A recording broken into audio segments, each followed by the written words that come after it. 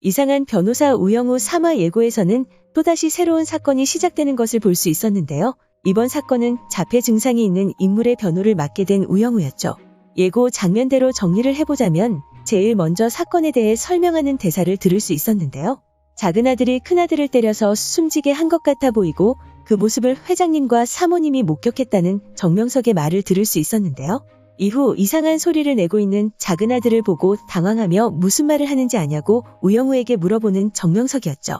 다음 장면에서는 아버지 우광호를 찾아간 우영우가 21세 남성 자폐인과 대화해야 하는데 어렵다고 말하며 아버지에게 어떻게 하면 될까 묻는 우영우의 모습을 볼 수 있었죠. 그리고 사무실에 우영우, 정명석, 그리고 최수연 이렇게 세 사람이 서서 손을 들고 알아들을 수 없는 말을 하는 모습을 볼 수 있었는데요. 이후 의뢰인인 회장님이 우영우에게 조용히 하라고 소리치는 장면이 나왔고 그로 인해 당황하는 우영우의 모습이 나왔는데요. 그는 우영우에게 그래봤자 너도 자폐잖아라고 말하며 그녀를 무시하는 듯한 모습을 보여주었습니다. 이후 검사라 생각되는 인물이 피고인을 변호하는 우영우 변호사가 자폐 환자인지 아닌지 묻고 있는 중이라 말했는데요. 그 장면에서 이 사건에 대한 댓글을 읽는 우영우의 모습이 나왔고 심신미약으로 무죄를 받을 것이라며 자폐 환자를 비하하는 댓글들을 확인할 수 있었습니다. 이후 의자에 서 있다 넘어지는 우영우를 받쳐주는 이준호의 모습과 예고 마지막에는 자신이 피고인에게 도움이 되는 변호사가 아니라는 우영우의 말을 들을 수 있었습니다. 그렇게 이때까지 맡았던 사건들을 꽤나 좋은 방향으로 해결해 나가던 우영우에게 위기가 닥쳐온 것으로 보였는데요. 먼저 예고 장면들의 상황을 예상해보고 어떻게 우영우가 사건을 해결할지 정리해보려 합니다.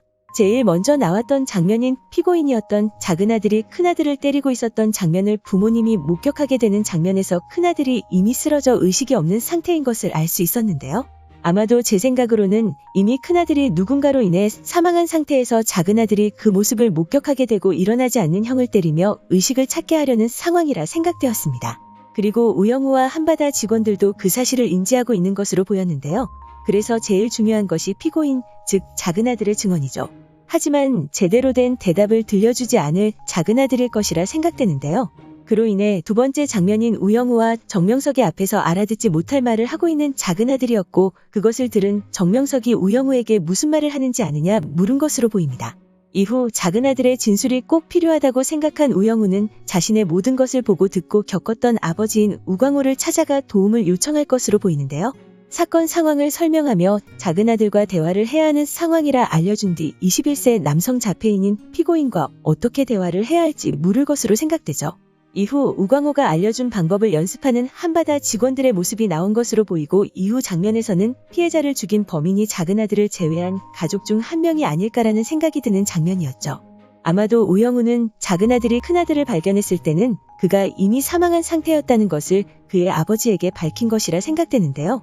그 사실을 들은 아버지는 당황하는 모습을 보이며 우영우에게 조용히 하라고 소리치면 너도 자폐잖아라는 그녀를 비하하는 발언을 한 것이라 생각됩니다.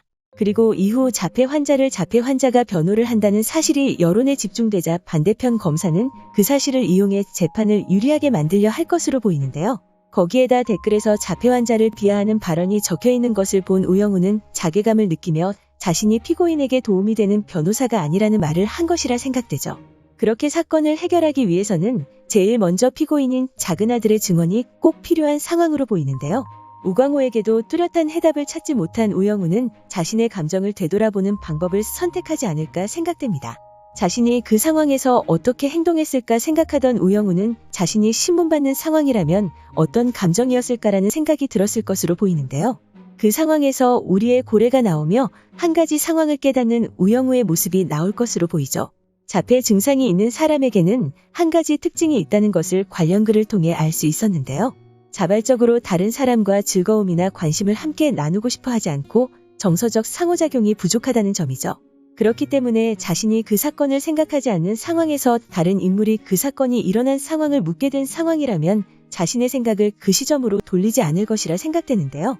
그 사실을 생각해낸 우영우는 최대한 그 사건과 비슷한 상황을 만들어 피고인의 반응을 살펴본 이후 그의 감정과 그날의 진실을 듣게 되지 않을까 생각됩니다. 그렇게 사건은 해결될 것으로 보이는데요. 과연 진범은 다른 가족 중에 있을까요? 오늘 준비한 영상은 여기까지입니다. 시청해주셔서 감사합니다.